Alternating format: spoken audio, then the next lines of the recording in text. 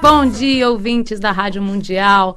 É com muita alegria que eu trago para vocês mais um Despadronizada com Z, o programa que sai do padrão até no nome. Ou se você preferir chamar de Despadronizada, também tá valendo. Eu nunca tinha pensado por esse lado, mas outro dia um ouvinte chegou para mim e falou: "Você é despadronizada?" Eu falei: "Por que não, né? Pode ser." A ideia do programa é justamente essa, é que você tenha a sua própria visão de determinado tema.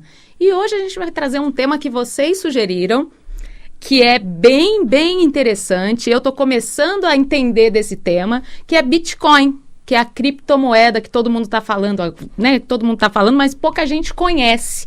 Então, eu vou deixar o telefone da rádio, se você quiser participar, fazer sua pergunta, é 3171-0221 ou 3262-4490. Tira a sua dúvida sobre Bitcoin. Você conhece Bitcoin? Com certeza você já ouviu falar, porque muita gente está falando de Bitcoin, mas pouca gente conhece de fato. E eu trouxe aqui o Fausto Botelho. Bom dia, Fausto. Bom dia, Vanessa. Prazer estar aqui. Obrigada por ter aceitado o meu convite. Eu que agradeço. O Fausto é sócio da Enfoque, né, informações financeiras, e ele é especialista em análise gráfica, análise técnica do mercado financeiro e um especialista em Bitcoin também. O que é o Bitcoin em primeiro lugar, Fausto? Então, tomei contato com o Bitcoin no começo do ano passado e eu gosto muito de ensinar, então tentei me especializar na didática do processo. Porque realmente a gente tem que pensar um pouquinho fora da caixa.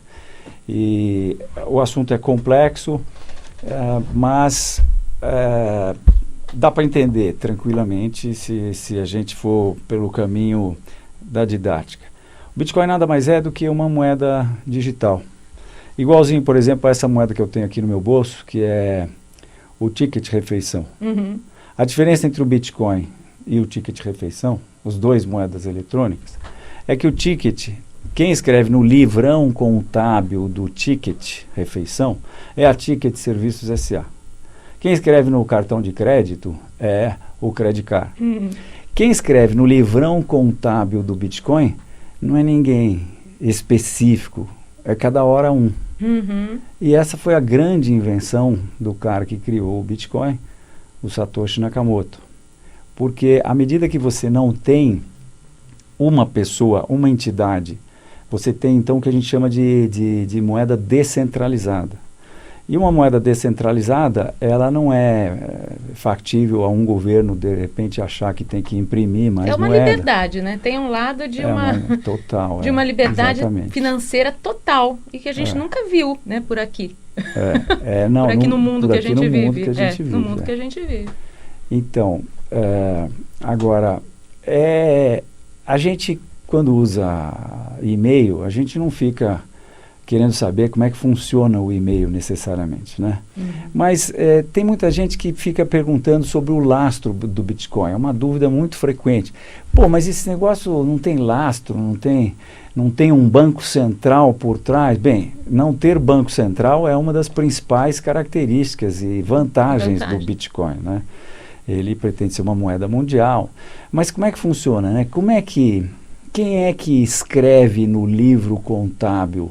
Porque o livro contábil nada mais é do que um banco de dados onde estão registrados todas as transações que aconteceram de Bitcoin até hoje. E aí entra o blockchain, né? E que isso nada mais é do que o que padronizou se chamar de blockchain. Por que blockchain? Porque é uma cadeia de... É o livrão contábil, você pode imaginar ele como um livrão contábil. Só que no livro contábil você registra as transações, né? Por exemplo, se eu passar $10 em Bitcoin ou uma querelinha de Bitcoin que vai dar $10, porque o Bitcoin hoje vale $6.500 mais ou menos, né? Uhum. Então, para eu te passar $10, eu vou te passar 0,00 qualquer coisa. A fração, né? Fração. O Bitcoin pode ser dividido 8 casas depois da vírgula. Então, se eu fizer uma transação dessa, isso vai ter que ser registrado no livro, tá? Então, quem registra isso no livro? Não é?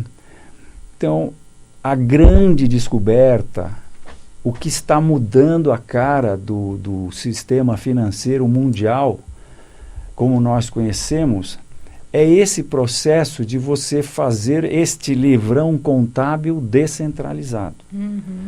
E como é que é feito isso? E é infraudável também, né? Totalmente infraudável. E o Bitcoin tem aí, já chegou a ter quase 200 bilhões de dólares de capitalização e nunca ninguém tirou um Bitcoin.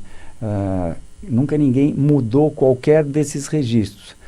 Sim, as pessoas ouviram falar que os hackers atuam. Os hackers atuam roubando a carteira das pessoas, quer dizer, roubando a chave que libera os bitcoins, mas não mudando no livro contábil. Tá? Bom, mas como é que funciona então? Como é que é esse negócio que cada hora é um cara que escreve, não tem uma pessoa que registra que eu passei um pedaço dos bitcoins que eu tinha para a Vanessa? Essa é a grande invenção do Satoshi Nakamoto, é um negócio que ele chamou de prova de trabalho. Então, ele falou, aí moçada, vem para cá, vem me ajudar a tomar conta desse negócio que eu inventei, que pode ser uma moeda mundial, descentralizada. E, olha, vocês para ajudarem aqui, vocês têm que comprar um equipamento e ficar ajudando a administrar. O pessoal chama esse pessoal de mineiros, os mineradores, mas eu acho um péssimo nome. A primeira vez que eu vi isso, começaram a falar de minerar, eu achava que era minerar mesmo, que nem, sabe, ouro, aquela pessoa antiga. Eu falei, depois que eu fui entender, mas... Eu acho que não é uma correlação boa. Na verdade, eles são os caras que estão lá ajudando a tomar conta da rede Bitcoin, do blockchain do Bitcoin.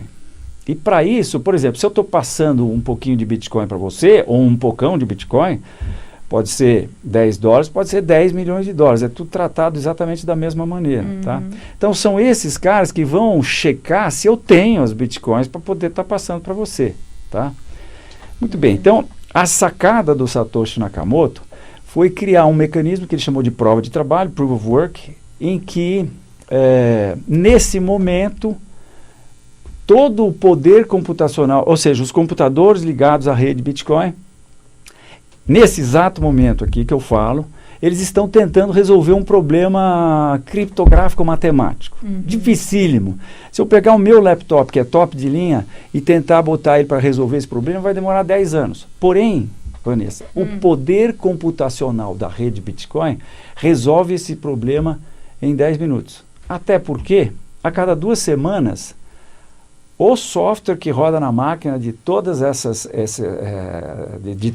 máquinas, ele regula o problema para que o poder computacional de então resolva o problema em aproximadamente 10 minutos. Tá? Nossa, é a força então da rede, né? A força da rede. E esse é exatamente o lastro do Bitcoin. O lastro do Bitcoin é o maior poder computacional do mundo. Agora, vamos botar pingos nesses is aí. Quando a gente fala de poder computacional, qual é o maior poder que a gente usa todo dia e que a gente conhece bem? O que você usa todo dia que faz a TIM, ele põe lá tudo que tem a ver com a TIM? O Google, né? O Google. Pois o oráculo, né? Então, moderno. O poder computacional do Bitcoin é comparável ao poder computacional do Google. Só que é 500 vezes maior do que o poder computacional do Google. Esse é o lastro do Bitcoin. Agora, por que os caras resolvem alugar um armazém lá em Toronto, onde a eletricidade é baixa, que eu acabei de ouvir aqui do meu amigo, e onde existe um clima frio para resfriar essas máquinas? Então o cara tem que alugar um armazém, tem que investir um monte de dinheiro para comprar equipamentos especiais, que são esses equipamentos que tomam conta da rede Bitcoin. Tem um fornecedor lá na China que fornece. E ainda gastar uma grana. Tem parques de computadores desses que gastam milhões de dólares por mês de eletricidade. A grande questão é a energia, né? Para gerar isso. O Bitcoin. Na verdade, quem gera é a rede. Mas vamos lá. Por que os caras fazem isso? Dá para explicar com 2 dedinhos. Eu estou raspando o meu dedo indicador com o polegar. Por grana, pô. E que grana é essa? A grana são os bitcoins emitidos pela rede. Pela rede que é controlada pelo software que roda na máquina de todo mundo. Que software é esse? Pô, o Bitcoin, acho que é o 3.24, não sei o que foi a criação do Satoshi Nakamoto. Está constantemente sendo evoluído, ele vai evoluindo. Inclusive as frações do Bitcoin são chamadas de satoshis, né? São chamadas de satoshi. A menor fração do Bitcoin é chamada 0,701 Bitcoin é chamado de Eu tenho satoshi. alguns satoshis, eu tenho que confessar que eu tenho alguns satoshis. Isso é muito bom. Estou no caminho do Bitcoin. Mas enfim, então, esses caras estão lá tendo esse trabalho todo porque eles querem ganhar dinheiro. E como é que eles ganham dinheiro? Eles ganham dinheiro porque o cara que consegue resolver esse problema, ele vai ter a honra de ser o cara que vai escrever uma folha, uma página no livrão contábil do Bitcoin. Essa página vai conter aquela transação que eu fiz com você aqui, que eu te paguei, passei $10 de Bitcoin, não era isso? Sim. 10 ou 10 milhões, né? Não, vamos ficar nos 10. Acho que 10 milhões é melhor. Então, vai ter essa transação que eu fiz com você, tá certo? Depois a gente pode falar um pouquinho sobre como é que faz isso. E mais as transações do mundo inteiro. Desde que essas transações caibam em 1 mega de tamanho. Isso tem razões técnicas também, razões de não concentrar, centralizar. Então, esse cara vai ter essa honra, então ele vai juntar todas essas transações que já foram aprovadas por outros nós da rede, como sendo transações ok, porque ele constatou que eu tenho os bitcoins para passar para você, tá certo? Aí junta tudo isso e fecha o chamado bloco de transações. E esse bloco de transações, ele vai, então, encriptar todas essas transações no bloco e depois encripta esse bloco no livrão contábil, que então chama-se de cadeia de bloco, e daí o blockchain. Tá? Agora, inclusive essa tecnologia blockchain tem gente que quer que seja usada para eleições também, né? Porque ela é incorruptível. Que é incorruptível. Né? Agora, a hora que ele vai fechar o bloco dele, ele cria mais uma transação, que ele tem direito de criar, que é uma transação em que a rede está fornecendo a ele, está pagando para ele 12,5 bitcoins. Ou seja, ele fica com os bitcoins que são criados a cada 10 minutos. A cada 10 minutos são criados 12,5 bitcoins. E quem leva esses bitcoins é o cara que resolveu o problema. E os caras estão lá com todo esse processo, os chamados mineradores, atrás desses 12,5 bitcoins emitidos a cada 10 minutos, que dá 1.800 bitcoins por dia. Nossa. De repente, um de vocês faz a continha, 1.800 vezes 7.000, dá uma graninha boa. O pessoal está atrás desse dinheiro, tá certo? E então, uma coisa muito importante é que existe uma simbiose entre o Bitcoin e o blockchain. Veja bem, blockchain descentralizado, né? Porque, por exemplo, o segmento não vou dizer antigo, o que o pessoal de cripto chama de mainstream, que é tudo que não é cripto. É tudo que já está aí, tá certo? Já é então, do mercado tradicional. Esse pessoal, eles, lógico, eles estão sendo disrupturizados, né? Tem uma tecnologia aí que está... É uma mudança muito grande, né, muito grande, vai mudar, já está mudando a cara do mundo, né? E você adorou, você gostou de cara, né? Você mas eu estou com 65 anos e estava com 64, de repente eu sou apresentado para um negócio que vai mudar o mundo e que tem tudo a ver com o que eu faço, eu caí de cabeça nisso mesmo e fui atrás bom, são muitas e muitas e muitas horas de vídeos e de leituras para... Mas enfim, então existe essa simbiose entre o Bitcoin e o blockchain. Agora, o segmento aí, tradicional do mercado financeiro, eles tendem a achar que o Bitcoin talvez não seja... A história da bolha, né? Todo mundo fala que é uma bolha. Mas eles acham que a tecnologia do blockchain é legal. Só que a tecnologia do blockchain, sem ser descentralizada, obrigado. Já existe faz 200 anos. Você tem um livro contábil centralizado. A invenção do Satoshi Nakamoto é um negócio descentralizado, tá certo? Que não tem governo nenhum, nem SWAT nenhuma que pode chegar lá e falar, emite mais aí. Transação direta, né? Transação direta. Exatamente, né? De máquina para máquina, né? Então, é isso. O Bitcoin é esse processo em que você está emitindo. O que precisa ser dito também é que no início emitia-se 50 Bitcoins a cada 10 minutos. 4 anos depois passou-se a emitir 25 Bitcoins. O pessoal chama de halving. Foi a primeira metadeada que se deu, né, para a gente aportuguesar.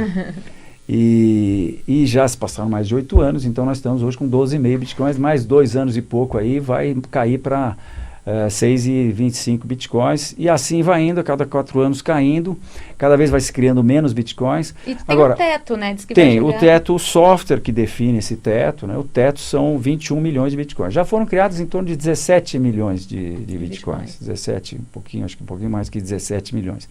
E são criadas 1.800 por dia, 12,5 cada 10 minutos, né?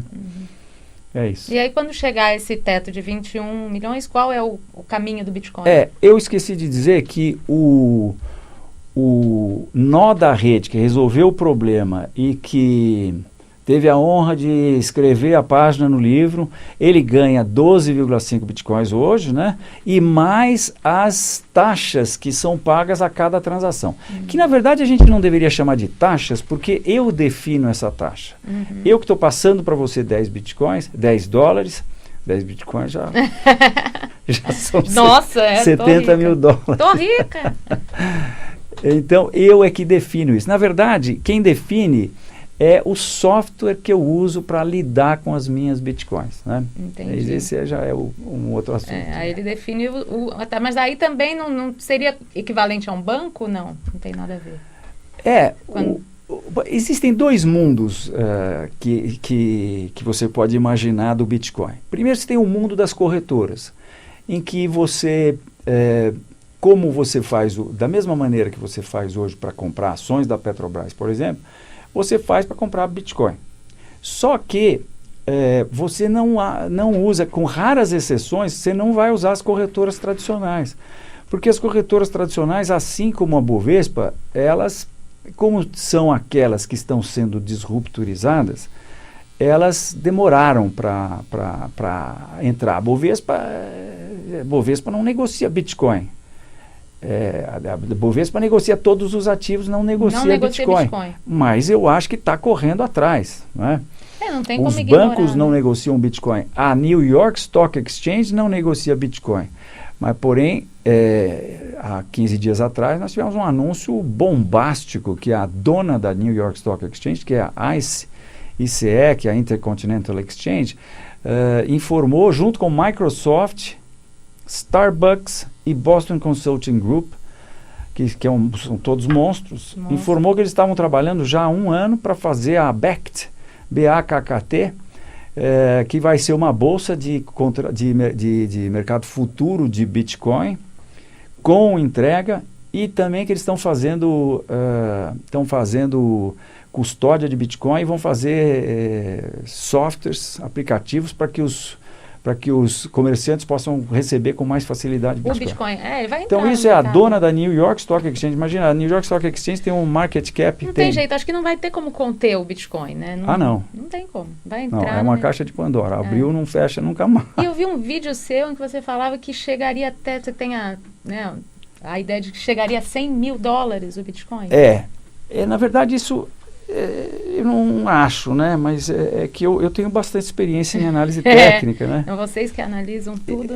Então eu fiz o gráfico do Bitcoin desde o início, que é uma coisa um pouco mais elaborada para se fazer. Você não acha assim muito fácil na internet. Porque as corretoras de hoje começam de 3 anos para cá, mais ou menos.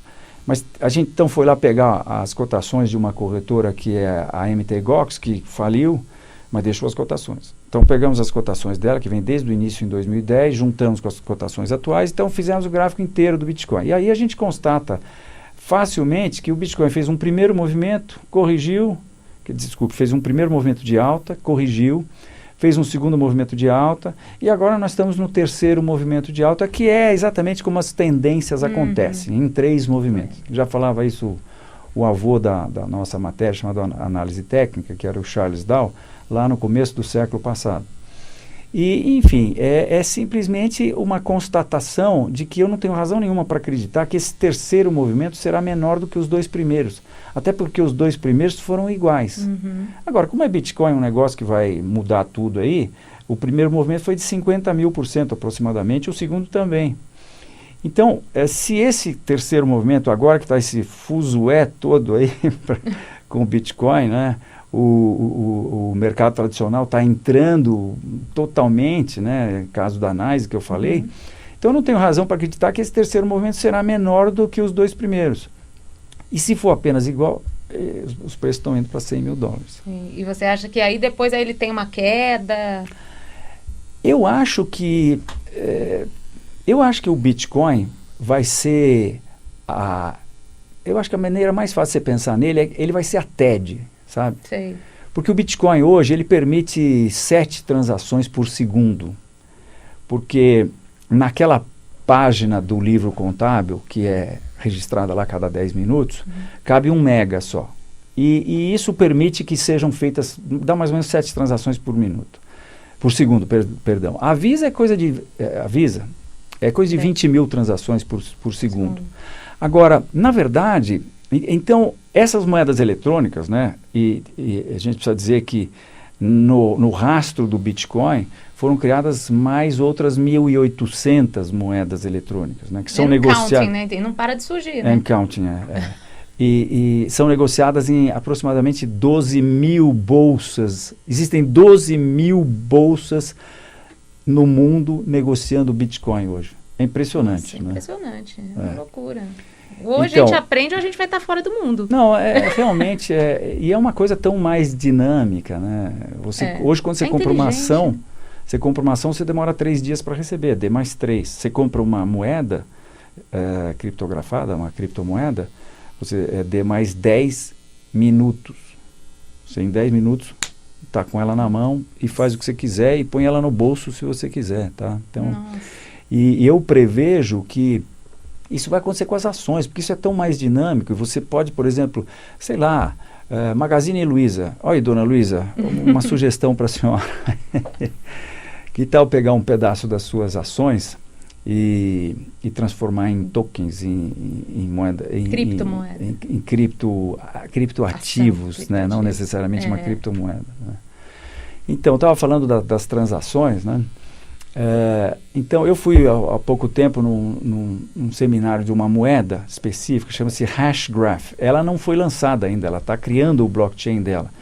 Mas o negócio dela, os caras falavam que eles não estão indo atrás de fazer 20 mil transações, porque isso resolve o processo das transações eletrônicas no mercado financeiro.